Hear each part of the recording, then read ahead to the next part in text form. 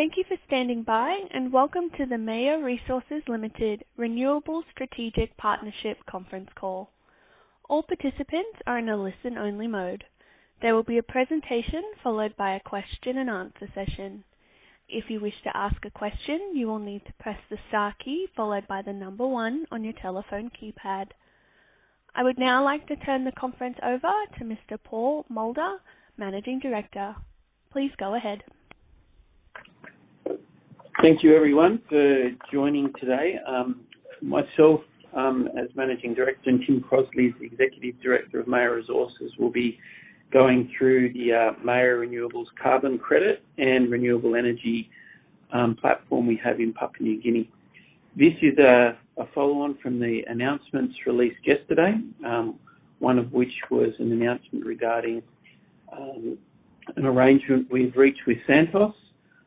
And then the subsequent presentation we're going through today was also posted on the platform.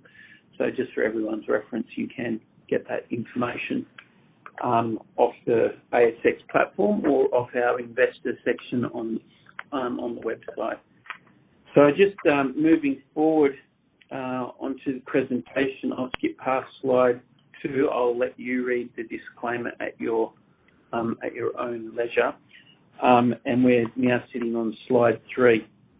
Look, everyone on the call realises that climate change is a pressing problem facing the world today, and we've been looking at this, as has numerous global corporations, including Santos, for some time. And the way we've looked at this is that we're looking to address the significant Scope 1 and 2 GHG emission reductions required, and we're looking to switch as much as possible, maximising the usage of renewable energy as a priority. So ourselves as a company and also what we contribute to in greater society is a net zero CO2 by all means possible that's recognised in the international markets as being socially responsible and also acceptable. Just over on slide 4 now.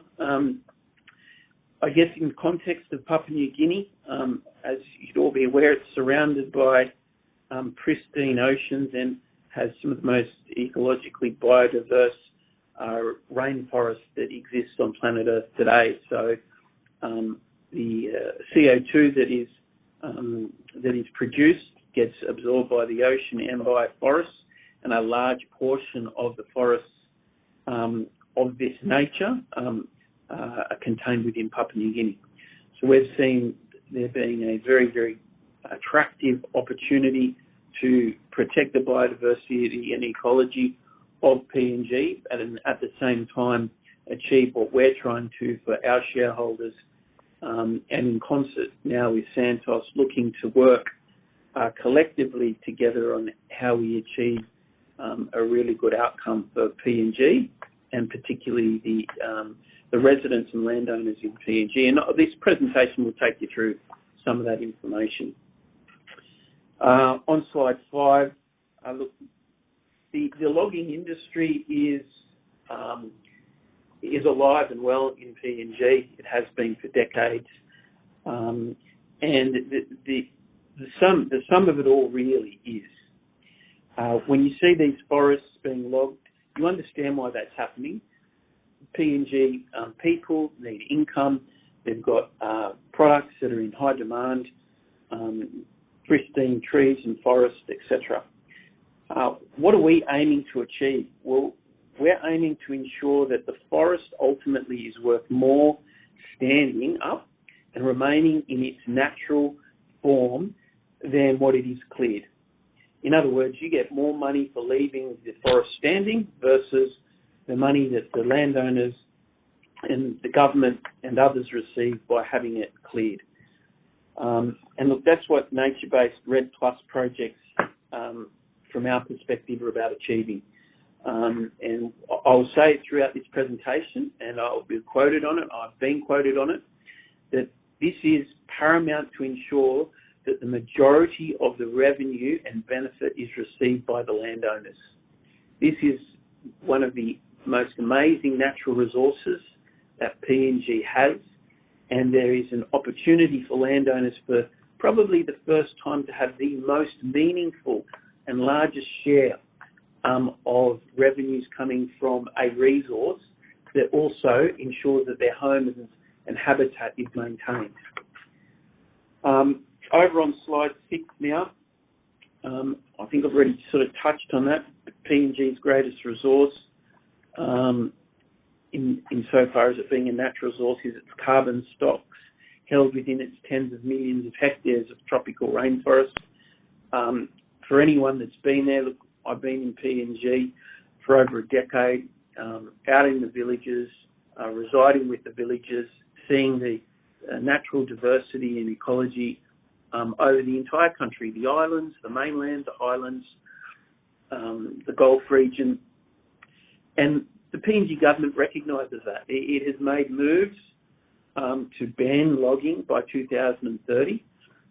We acknowledge, however, it is a material source of revenue for the PNG government, but what we are moving down the pathway of is to demonstrate that it's even far more financially lucrative, but also not just economically, but also socially and environmentally superior to leave these forests standing and have the threat of logging removed and have the lands reclassified into a form of forest estate that is protecting those forests rather than seeing them cleared by logging.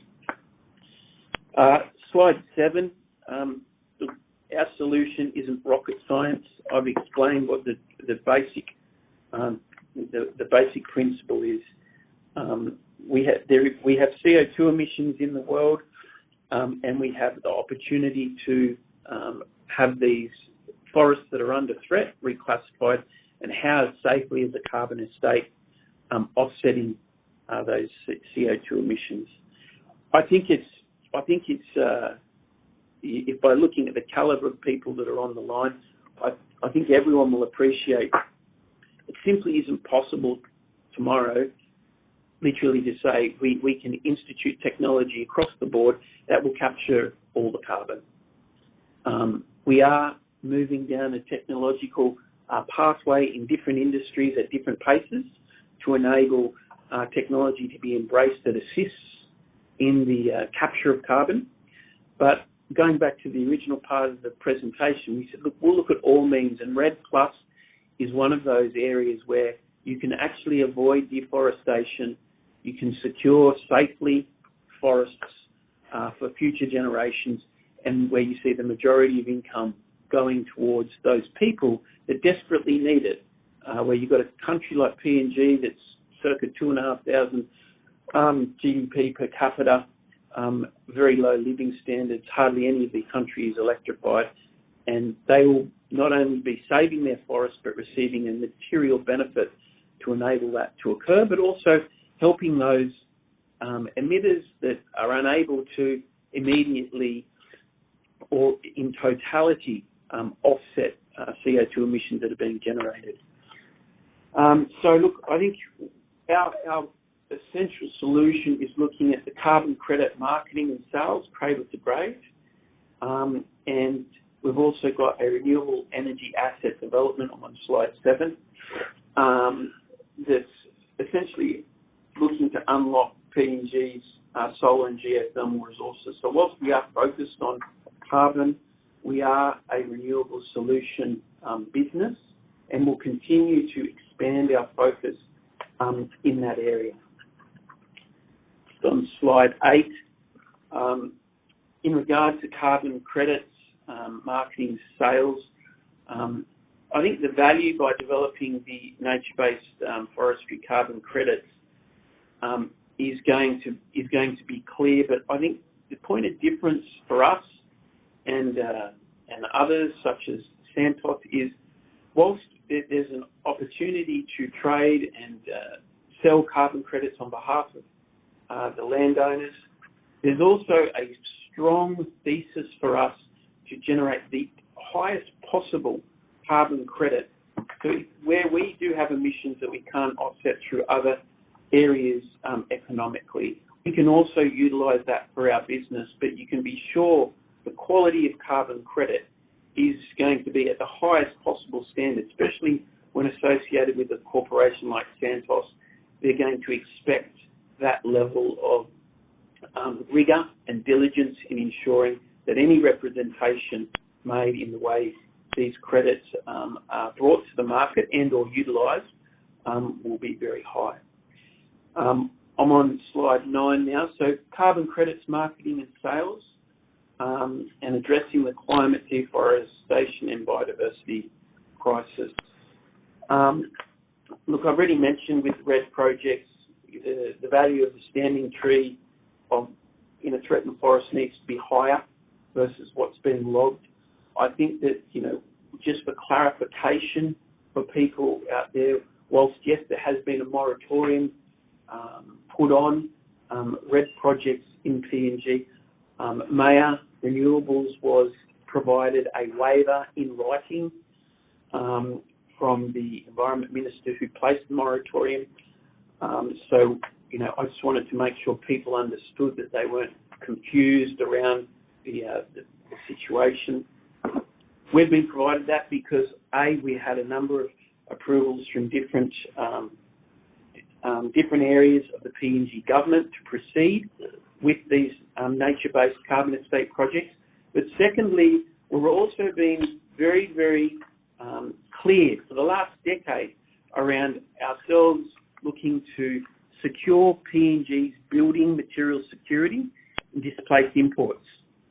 And in doing that and creating an export-facing market in a carbon-constrained world, PNG government is acutely aware they have to demonstrate that their products will be attractive to penetrate the market. If their products can be a carbon-neutral product or to some extent offset, it will look attractive in the international markets, particularly when those carbon credits are seen globally as an extremely high level of credit. And everyone that's sort of seeing the movement of markets and NFTs and blockchains and the transparency of the way carbon credits occur and where that market's moving, we're all for the full, open and transparent way in which and the technology now being used to ensure that everyone has the confidence that these RED Plus projects must be at the highest standard, and learnings are taken from the past and ensure that whatever we're doing in conjunction with our partner, we're able to demonstrate without question that it's at the highest level. So just on slide 9, just expanding on that a little more on the RED project. Look, the reality is, for us, the forest sector reduces emissions from deforestation and forest degradation. We've been working with Forestry and the Environment Department for quite some time now to make sure we get a structure that's in place that is balanced and that provides extremely fair revenues and benefit to the landowners. And, that's what our key focus is going to be in the immediate future. Just on to slide 10. How are we going to do that? Well, there's a proven trodden path there. We're looking to, obviously, we've identified the opportunities and working with landowners to identify forestry areas for carbon conservation. There's circa 1.4 million hectares that we work with forestry on identifying. These just aren't any old areas. These are areas that were identified as being under threat from forestry and from logging, I should say. And based on that, we then move forward in a process where we are developing a project and a base case and a / business case, and invest in the measure and the amount of carbon contained with the forest. So there's an assessment process that says, okay, well, we've got a forest of this size and scale. What are the tree species? How dense is the carbon? What area? What's under threat? Are we talking about just the forest? Are we talking about, is it under threat from logging or logging and agriculture? There's a range of different things that need to be considered, but it needs to also be proven. It can't just be considered and statements made. It needs to be internationally verified and detailed documentation produced that evidences very, very clearly what is under threat, what's planned and unplanned, and the like. Going through an accrediting agency such as VERA is going to be paramount, obviously, in whatever we do, so it's recognised globally, as well as our own and our partners' own diligence systems. The objective here is in the market is we have excess carbon credits will be sold into the voluntary carbon market. I use the word excess because there's going to be a small portion of credits that will be utilised to offset Mayur's PNG-based import displacement projects, as I've already mentioned. That's the business case that ourselves and our partner is obviously looking to as well. Over on slide 11, carbon credits marketing sales on the heading of environmentally and socially responsible. What's our bullet points here? Establish high quality, independently verified carbon credits, as I've just mentioned. Supply a small portion of those credits to Mayur Resources projects, enabling production of net zero carbon products from commencement of production. We acknowledge and we understand the global corporation's commitment to 2030 and 2050. We have an aspiration of achieving that a lot faster. By securing projects of this scale and nature, we believe that there's going to be an opportunity to offset to net zero our products that we produce from day dot, and that's what we'll be endeavouring to do. But that surplus, which will be the large amount of the carbon credits produced, they'll be sold into the international market and or to our partner. And this is the key. And the reason it's bold and red is because I do not want to be misquoted. We will return the majority of the carbon credit revenues to local landowners. So it is, people talk about black and white. Well, it's red and white in this presentation. We are, absolutely committed to that, and so is our partner. 5, further revenue to flow to PNG government bodies and agencies to deliver social projects to improve the lives of forest-based communities. 6, provide landowners and PNG with a far superior financial, social and environmental alternative outcome to commercial logging. That is a big one for us. And 7, protect PNG's rainforests and biodiversity for future generations. What I'll do now is I'll just pause and I'll hand over to Tim on slide 12, to Tim Crossley, our Executive Director. It'll take you through the next couple of slides. Thanks, Paul. Look, so slide 12, I guess, we announced yesterday, and we're very excited about the opportunity and the strategic partnership announcement with Santos. Why Santos is a great partner for us to have in PNG. They are the largest shareholder in PNG LNG, which makes them one of the largest investors in Papua New Guinea. So from that perspective, it's a really great opportunity for us to start this partnership through the expression of interest that we've executed. Within that expression of interest, obviously we've got a $3 million payment that Santos have forwarded to us in US dollars, so about 4.4 million Aussie dollars, which is enabling us to continue along the pathway for verification. So we're already on that. We're on that pathway. We don't want to slow things down. We've already started our free and prior informed consent processes in our 3 Western Province forest areas, and we are starting to identify the social projects and social programs that we'll be working with Santos on. The expression of interest also covers a commercial framework, which is agreed between the parties. I'm not going to go into the details of that as it's still confidential, and we'll work through that and long-form documents over the coming months as we close the transaction. And once those documents are finalised and agreed and signed, we'd obviously say a lot more at that time around that commercial framework. In summary, we're very, very excited about the opportunity to work with Santos. We're businesses that are committed to PNG. We're in different industries, but we want to work together and on this complementary opportunity for both companies. So just moving on to slide 13. This slide provides, a commercial summary of how maybe another way to put it is the bookends of the sales and marketing and revenue from the project. Initially focused on the first 800,000 hectares. As you would be aware from our previous webinar back, I think it was in February, we've got 7 areas of a total of 1.4 million hectares under a heads of agreement with the PNG Forest Authority. What we wanted to show on this slide here is the bookends of the upper and lower revenue that would come from the project based on some assumptions of an existing project in PNG. So this includes a buffer allowance of 25% on the 800,000, which takes you into a net project area of about 600,000 hectares.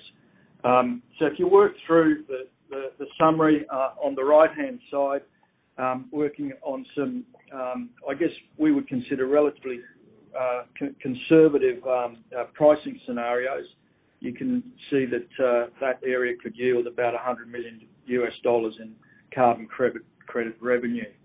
Now, as Paul's already mentioned, the bulk of that revenue, and I'll go into it in the coming slides, obviously goes to landholders, and that's the whole purpose of these RED projects. So we just might move forward to slide 14. From our development perspective, what we're looking at to achieve those revenue outcomes is an initial capex of about $10 million for the first phase of those projects. So that's the first 800,000 hectares. The operating cost assumptions are capped at 10% of annual revenue, and as I noted earlier in the earlier slide, we're looking at a lower and upper range of between 70 and 135 million of annual revenue based on those first 800,000 hectares. In terms of just moving on to slide 15, because I think this is really important to understand how the revenue distribution model works at a high level. As I mentioned before, and as Paul's mentioned, this is really about ensuring that landowners get a benefit that is superior to felling or knocking down the trees by leaving them standing. And in this sense, the revenue benefit that we've got, or the revenue distribution model that we've got, will distribute 54% of the revenue back to the landowners. The project developer, which is ourselves, will receive 16%, and then the PNG government, provincial government, and other taxes and levies would receive 30%. So it's very clear, and I think this is one of the great things about the RED projects and our revenue model is it provides landholders with an exceptional opportunity to advance,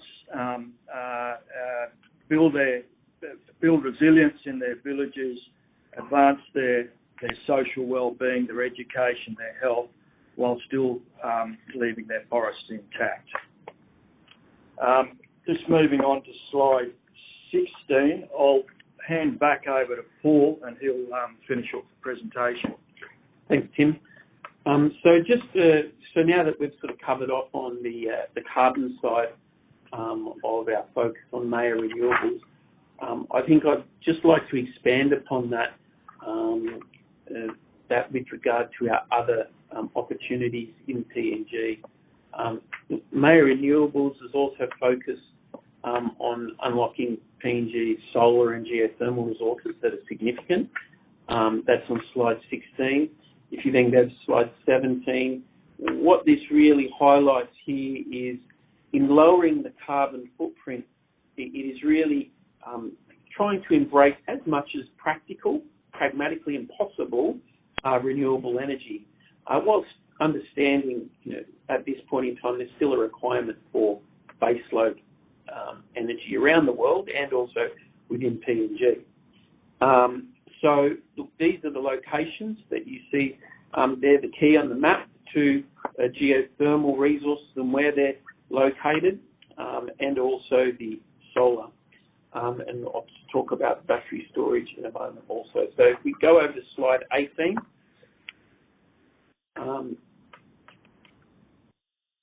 Geothermal, the mines department essentially has estimated over 9,000 megawatts of geothermal potential, and basically ranking some of the potential top producers globally that can be commercialised. The interests that we have are located in West New Britain, Ferguson Island, and the Bay Area, and they're held by Mayur Renewables tenements, also through a farming. On the solar side of things, what everyone understands is solar opportunities throughout PNG.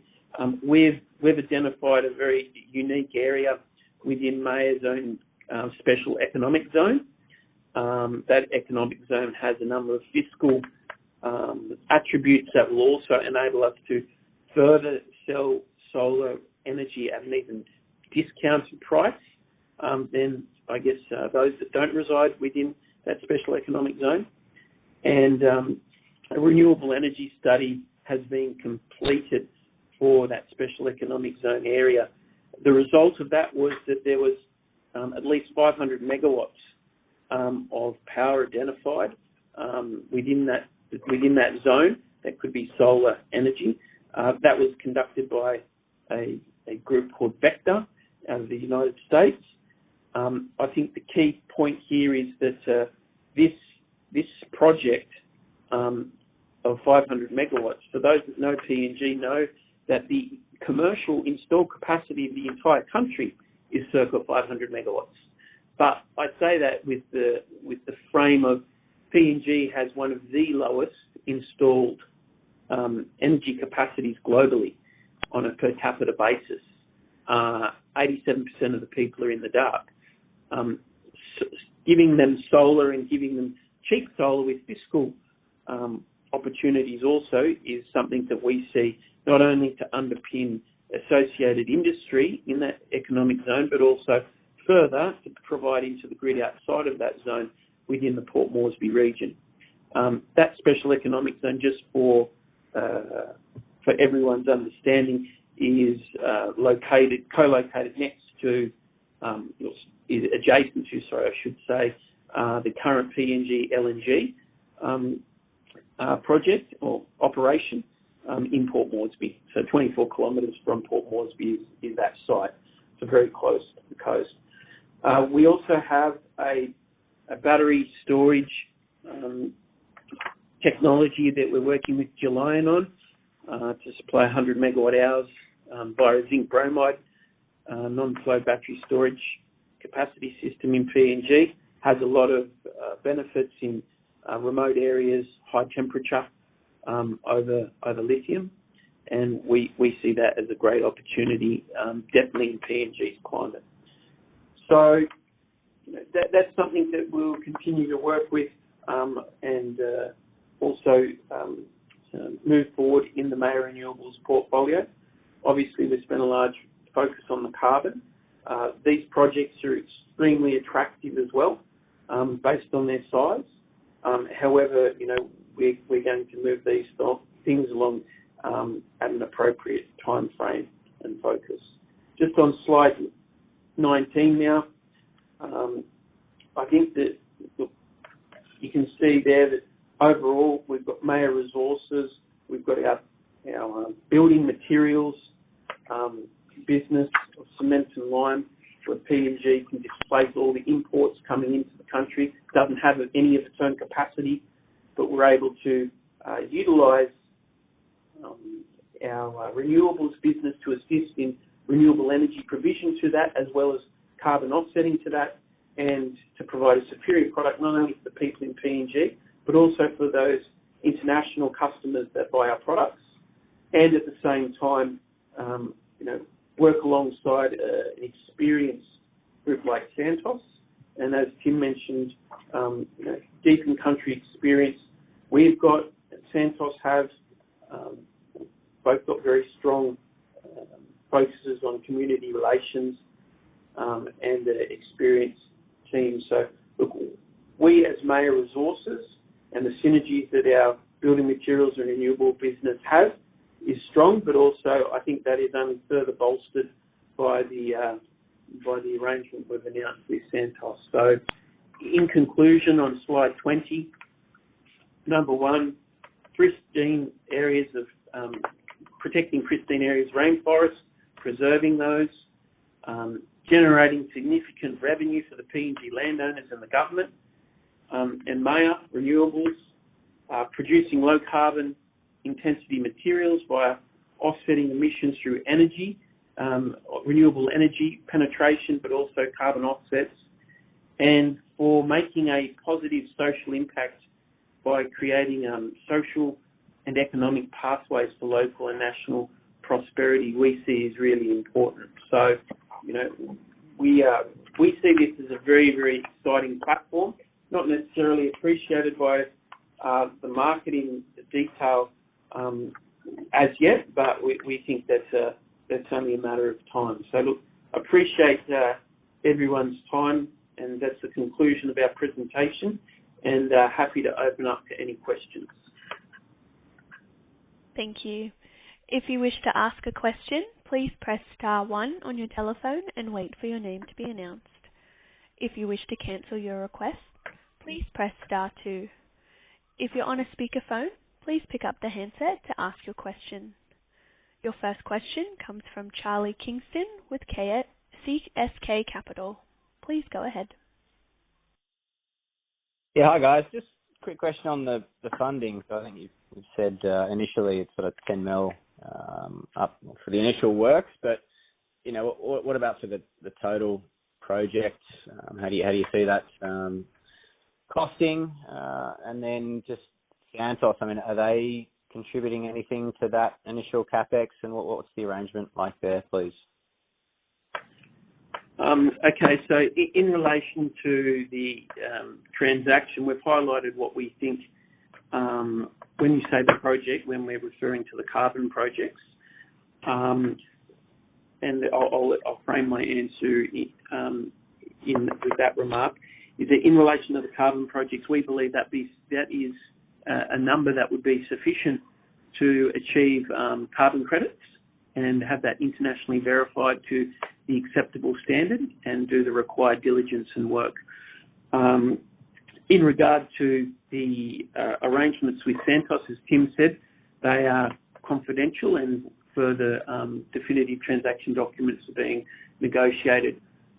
Obviously, our statement would be the seriousness that Santos have taken and just the initial monies that have been paid is a demonstration of their seriousness around wanting to come to an arrangement with us. And they can, I guess from our perspective, you can see the seriousness of Santos, but also see that from ourselves. The bigger picture of revenues that Tim has mentioned is the resultant outcome of having applied that $10 million US, and where we think the overall economics will reside with regard to distribution. Okay, thank you. And then just on that revenue estimate, what's the assumed carbon price for that 7 to 135, and what are the economics of that? I mean, that's revenue, but what do you see the costs coming out at to generate that revenue, please? Yes. So, Tim speaking.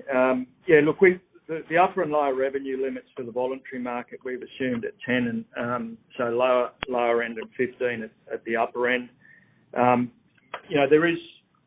It's early days, but there certainly is an opportunity for us to potentially get some of our project areas into a compliance market, and I know there's some discussions between the Australian and PNG government through other ties there, and that market's obviously a significantly higher price market.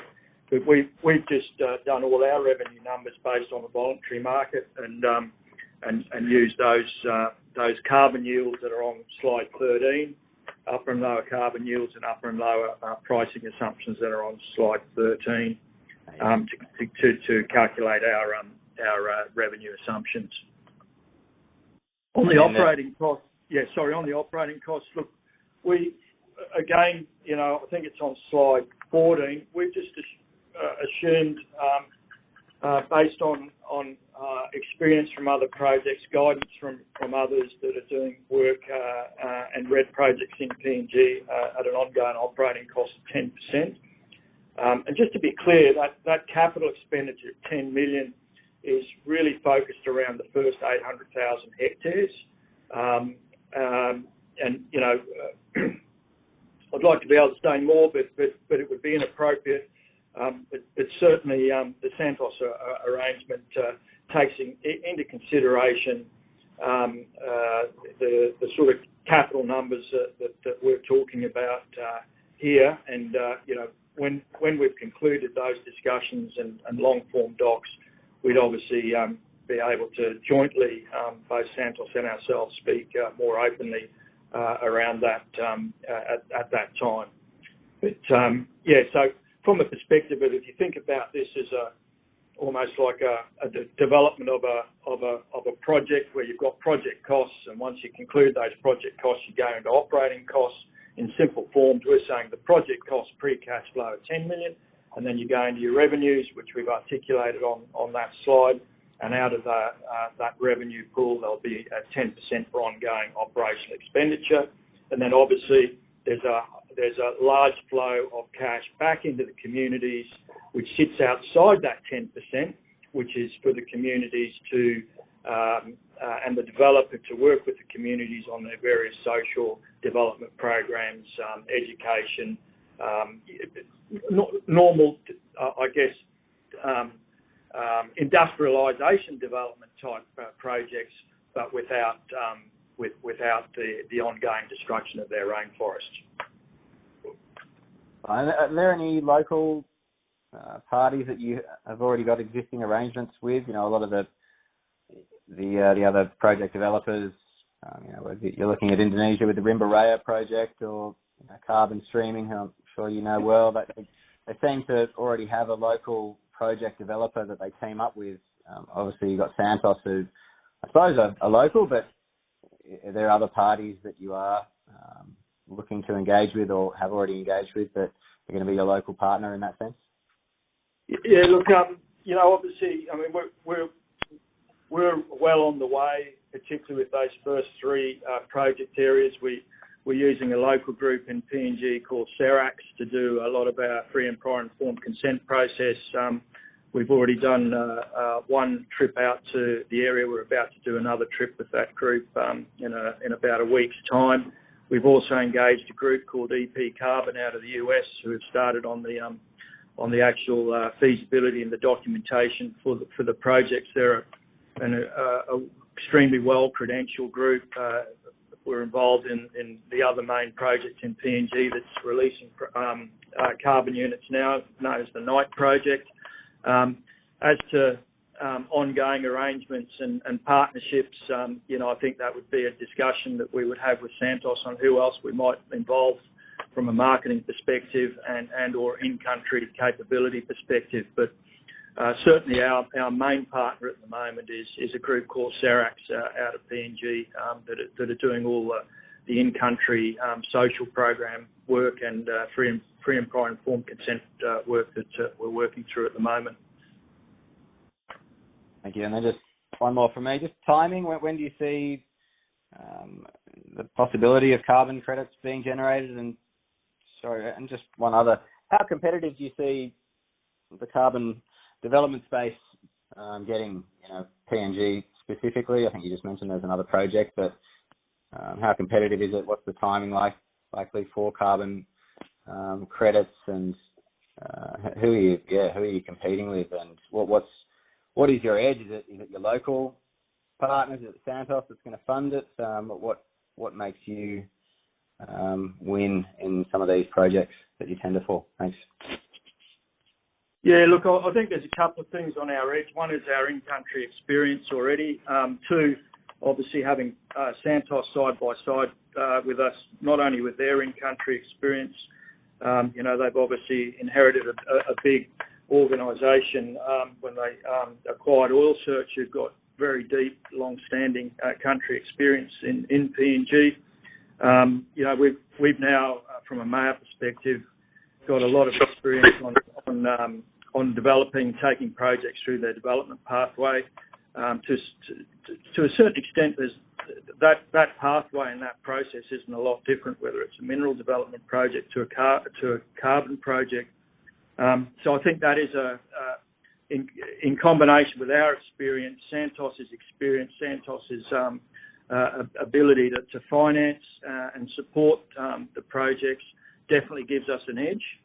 I think the second point around our competitive advantage is just our collective in-country relationships that we've got in PNG. I think give us a competitive advantage, and also our relationship with groups, as I mentioned before, like Serax, who are outstanding in the way they engage and work with communities. It's certainly for us having that partnership arrangement in place, I think has enabled us to sort of get a jump on other projects or proponents in this space. I'd probably just like to add to Tim's comment also, just in conclusion, is that with the red project, or the red plus, or the red plus plus, our commitment as well as Santos's is the edge here is you have globally a recognised one of the most pristine biodiverse areas in just one area, the 800,000 hectares in Western Province, as ecologically one of the most pristine areas on the planet. When you say what is the edge, when you look at what ecological environment you'll be protecting that is currently under threat, big tick. Then the second edge is how are we going about with our deep in-country experience. We just haven't decided, we'll pick this country. We've been there over a decade. Oil Search / Santos have been there for decades and have successfully worked with communities. The next edge will be how demonstration to the international community when they invest with and buy a carbon credit from this venture, they'll be buying a carbon credit where the actual money going into that credit that they buy, they can put up and show to their own customers to say, hey, not only did we protect some of the most pristine area on the planet, we've also had one of the biggest improvements of social living and social conditions, whether it's women's empowerment, electrification, education, sanitisation, general health. They have nothing out there, literally nothing. So this is going to be something that we will be able to demonstrate, and it'll be demonstrating by referring to work that already has been done. There's been a huge amount of work done by environmental groups on this area already who have not wanted logging to occur. So I think that there's a massive opportunity here that will not and should not be missed. Great, thank you. Thank you. Your next question comes from Mark Tilley with Carbon Pulse. Please go ahead. Hi there. Yeah, I just had a question regarding sort of your confidence that you will have sort of the regulatory framework around RED Plus projects in PNG to be able to proceed with the project, given that there is that moratorium. Obviously, yes, you have that exception by the government. However, they are still in the process of developing safeguard frameworks to oversee these projects. And obviously the timing around the national election. There is some uncertainty about the timing of when those safeguards will be finalised. So I'm just wondering, just if you can speak on your sort of confidence that you'll have the framework, the regulatory framework in place to kind of proceed and have that confidence in the project's viability kind of thing going forward. Yeah. Thanks for the question, Mark. Look, you rightly pointed out our waiver and exemption for the moratorium. There was a specific reason given for that, for us to have that provided, because they want the project to proceed, noting the work that you've highlighted correctly. Let me be clear, this isn't something we're not going to rush out in the next 3 months while the election is on and go and trade carbon. We have got deep in-country relationships and work with the various government departmental agencies, and in doing so, we want to be a part of that fabric to make sure that safeguards are put in place, and to ensure that we can demonstrate real benefit, and the real benefit that we've articulated in those pie charts make it to the village floor, make it to the Internal Revenue Commission and those things. So, we're not looking at this from the frame by, in the next 3 months, we're uncertain. We know what's happening with the election. We know that there's going to be that level of continued strengthening and development of that regulatory framework. We will continue, even with the waiver, to work with the government, but we remain highly confident that we will be seen as a pioneer alongside Santos, because the reality is PNG knows it needs to expand its offering into the international market with regard to its products that it can offer. It knows it needs to displace imports coming in that's draining foreign currency. It knows that its products have to be carbon neutral if they're going to compete in a decarbonising world. So from that perspective, I've articulated the reasons for the waiver, and what you've outlined is very pertinent. But I think we do have the confidence. We've got the insights. We have the ongoing dialogue, and it's not to say to say that things will be perfect sailing all the time is just not accurate in these sorts of things. It doesn't matter if you're in Brazil or you're in Australia or in PNG. There will be an industry, there'll be a government, there'll be work to do, but at the end of the day, PNG needs this more than most countries do. Okay, and I'm just wondering if you can detail about the work that you've been doing with Sarix. Is it? Sorry, how do you spell that? SERACS.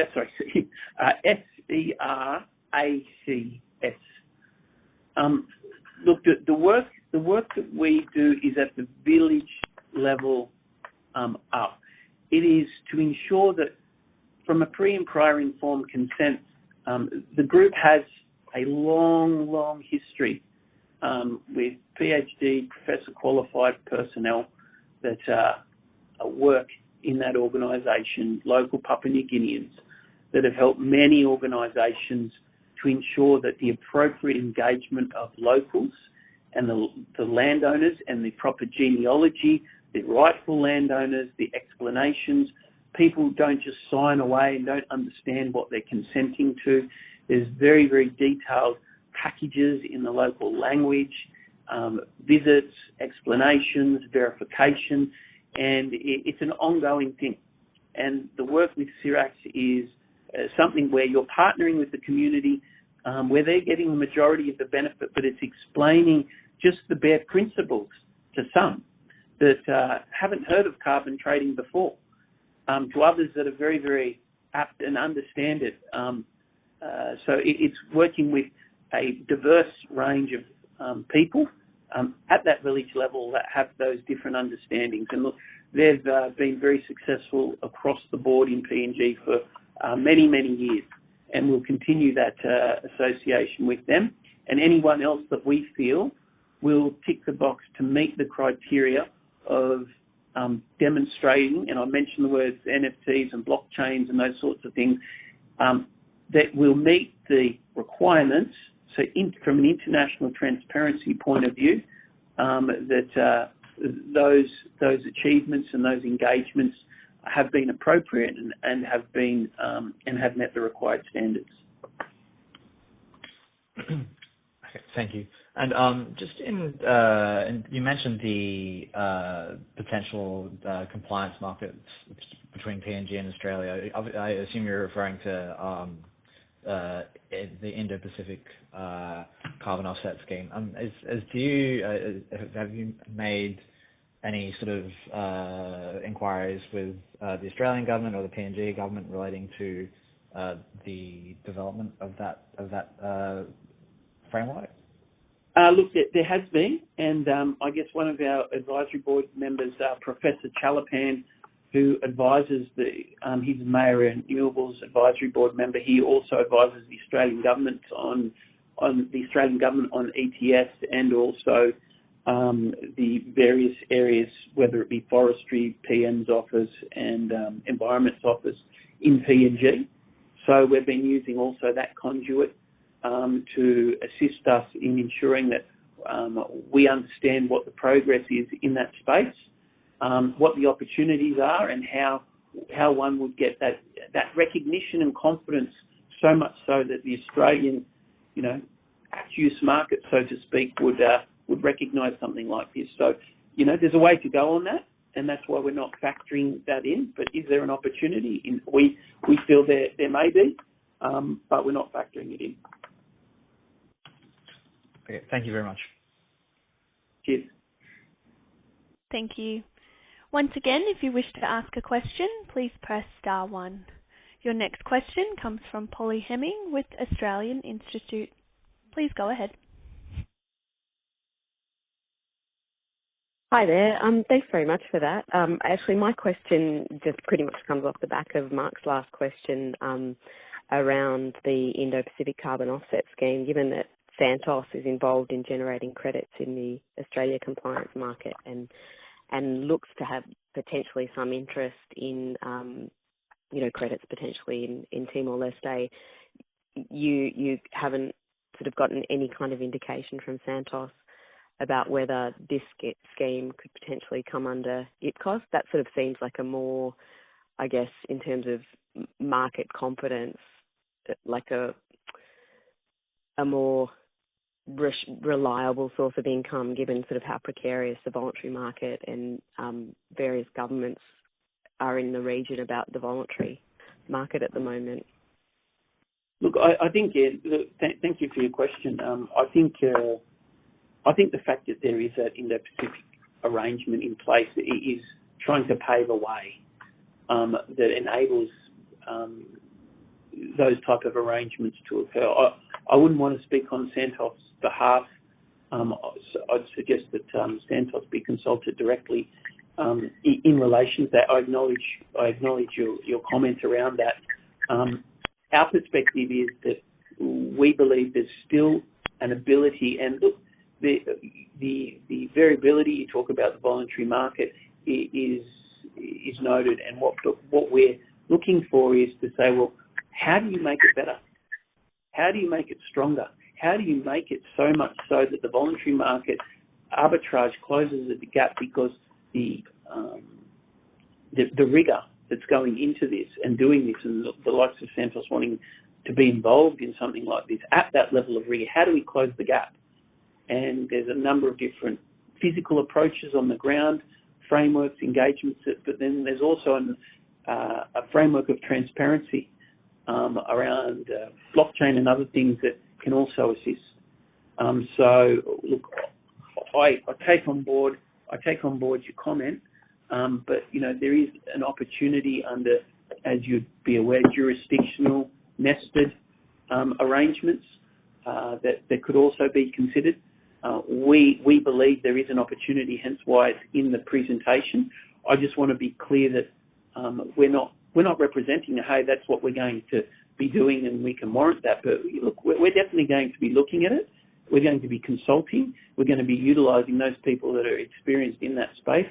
whether it be the commercial elements that Santos provide and or the G2G elements between PNG and the Australian government. Mm-hmm. So you guys wouldn't interact directly with the Australian government or DFAT? Yes, we do. Yeah, yes, we do. We do. Yeah. Oh, okay. On this stuff. Yes. Yeah. Oh, all right.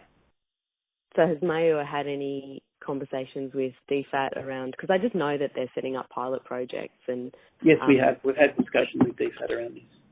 Yeah. Okay. All right. Oh, that's interesting.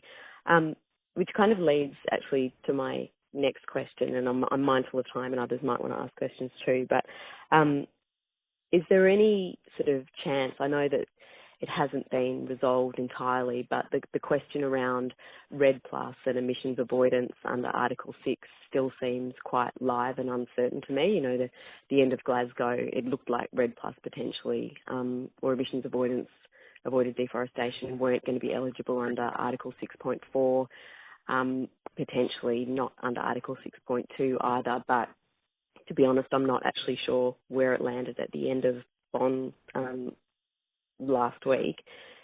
Is there any concern from your side about that kind of eligibility criteria? Given I know that this is all voluntary, so it's slightly separate, but to me it seems that the voluntary market is kind of following suit from what's going to be happening under Article 6 in terms of, you know, standards and methods and things like that. Look, I acknowledge the question and sometimes the uncertainty. I go back to basics, and at the end of the day, what are we trying to achieve? We as a business are trying to legitimately protect some of the most pristine environment on Earth that is under threat right now from being cut down, and the remediation, once it's cut down, we all can see and know it is quite poor. Oh, absolutely. I completely appreciate that. Yeah. So whether or not under Article 6 it fits, or the methodology we go for is 7 or 6 or 10 or what at this point in time, we're using the best in the business with the evolving framework that we have.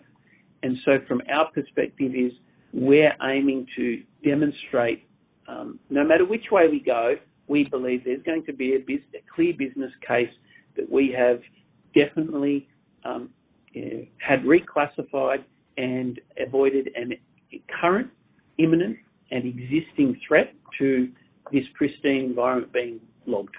And that, if we stick with that, I think I can't give you the specifics around and give you a definitive answer around that because, the thing is still evolving. But I think if we stick to that premise, that's what we'll be doing, and the majority of the benefit will go to the landowner. Sense will prevail, and we'll have a pathway that will see this forest saved and see the people in PNG benefit. So there'll probably still be a demand kind of in the voluntary sphere if they see those co-benefits potentially. Sorry, say that again. Oh, there'll probably still be a demand. Like even if avoided deforestation is not considered a valid carbon credit, potentially the market is still going to see the benefit of the co-benefits. So there will be a demand in the voluntary space anyway. What we have, correct. What benefit we have to provide, we believe, will be in high demand. Once that's clearly articulated and understood, specifically for these areas, we believe that definitely will be in demand. If you look at the ESG commitments that have been made globally by, the top 2,000 groups in the world, we know this will be in demand. Mm-hmm. And sorry, super last question. Have you worked, just again, this is about transparency and kind of the robust nature, especially there tends to be low confidence potentially in RED+ after the ORO project. Are you working with CCDA and will you be making your documents on the project verification, like sort of potential logging permits or things like that state your case of the counterfactual? Will you be making those available publicly? So it's a double-barreled question. Sorry. Yeah, look, we're committed. We're committed to transparency, as I've mentioned. We're committed to ensuring that what we do is at the highest level, which we understand is our own standard and expectation, but without saying it's Santos's as well. So we acknowledge the Oro project. I'm not going to talk about what other projects have or have not done. All I can say is we know our commitment to what we're going to be doing for the people and the consultation, whether it be with the governor, whether it be the landowners, whether it be with CCDA, etc. So we're very committed in that space, and we acknowledge there's issues all around the world. Whether it be, if you look at Brazil, Australia, Indonesia, there's been projects that we could mention here today that have had issues, but there's other fantastic success projects with very reputable companies that have come in and put their brand to it. Whether it be the Googles of the world or whoever it is, there's some great examples. Yeah. So you are working with CCDA currently? Yes. Okay, great. I think that's all from me. Thanks for your time. Thank you. Thank you. Thank you. Your next question is a follow-up from Charlie Kingston with CSK Capital. Please go ahead. Yeah, hi again. Just a quick one. Just for the Tribeca facility, I think that was $3 million. Does the Santos facility just effectively repay that? Is that right? And how much cash? I think you've got around $4 million net. So post, the Santos and Tribeca, is that fair? Yeah, look, it was 3 million Aussie, the Tribeca facility that was paid out. The arrangement with Santos was $3 million US. Okay, thank you. Just for clarity. Yep, thanks. Thank you. Your next question comes from Murray Griffin with Footprint News. Please go ahead. Hi there. Sorry, I did come in a bit late, so you might have answered these questions earlier. My first question is, you said at one point out of the revenues there'd be a large flow of cash back into the community. Can you give us an idea of the percentage of revenue that will go back into the community? And if you can't give us a percentage, can you sort of explain why you can't disclose that? I think for the purposes for the benefit of everyone that's already been on the call, without going into the detail, I'll guide you to slide 15 of the pack. Slide 15, slide 15 clearly articulates the profit level, the landowner's getting 54% of the revenues, the costs, taxes, levies going to the government being 30%, and the developer getting 16%. Okay. So, I won't take time up with the other participants. Yeah. Thank you for the inquiry. Slide 15. Probably my guidance would be read slide 13, 14 and 15. I'll answer all your questions in that regard. Yeah, okay, great. All right, that's it from me. Thanks. Thanks. Thank you. Your next question comes from Stephen Long with ABC. Please go ahead. Look, it's just a broad theoretical question that occurred to me during the discussion, and that is, if the PNG government goes ahead with its intention to formally ban all logging, then how do carbon projects continue to satisfy the requirement of additionality? Yep, that's a really good question. I think from the point of view of when you are coming up with a RED project today, and you're looking at the previous and current logging that's occurred, and will it continue to occur? There's a commitment to look at banning logging, but as I mentioned in my presentation, there needs to be some other form of revenue, and that's caveated. And if you check the press, you will see that ban on logging is only caveated on the basis of having a replacement industry in the forestry space that would compel them to stop cutting the trees down. And that's what this is.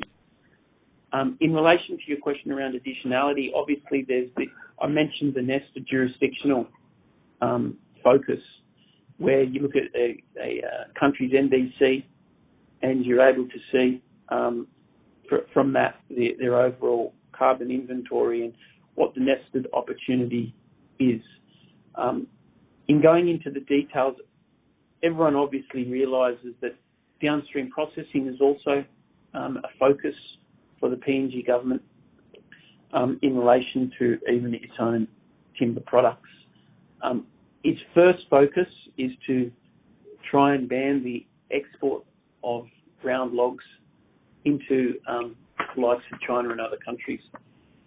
Again, that is caveated on the ability for PNG Forest to derive revenue from alternative industries. And it's either, I think the media article, without being quoted on, but the general theme was either the international community, they don't want us to cut our trees down, they can pay us the difference of $1 billion industry, or we can come up with another industry that is positive for the environment, that replaces those logging revenues.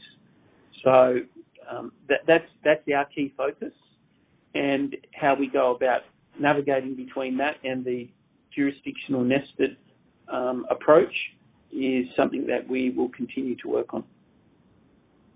Thank you. Thank you. There are no further questions at this time. I'll now hand back to Mr. Mulder for closing remarks. Everyone, I just wanted to thank you very much for your time.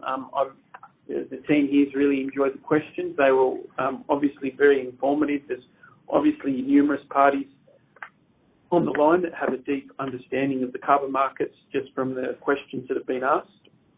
I would suggest that any of the questions, follow-up questions you may have, please feel to get in touch with us. If there's anything related to Santos in specifics, however, I'd encourage you please to contact and reach them, because we would be only redirecting you back to them for comment. So with that, I'd like to thank everyone for their time and stay tuned, because I'm sure there will be updates. Thank you very much. That does conclude our conference for today. Thank you for participating. You may now disconnect.